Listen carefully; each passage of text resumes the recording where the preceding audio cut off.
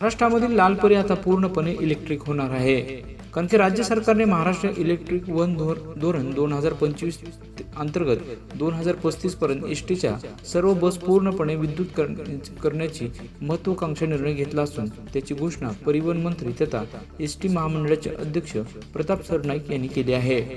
सरनाईक यांनी स्पष्ट केले आहे की वाढते प्रदूषण, इंधन दरातील अस्थिरता आणि बदलते जागतिक वातावरण यांचा विचार करता विद्युत वाहनांना स्वीकार ही केवळ गरज नसून काळाची गरज आहे असं म्हटलं आहे।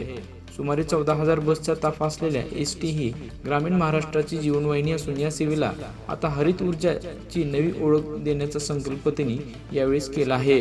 या धोरणांतर्गत नागरिकांना विद्युत वाहन खरेदीसाठी कर सवलती देण्यात येणार असून पथकर माफीमुळे प्रवास खर्चात मोठी बचत होणार आहे। राज्य व राष्ट्रीय महामार्गावरील दर 25 किमी अंतरावर चार्जिंग सेवा उपलब्ध करण्याचे देखील नियोजन आखण्यात येत आहे।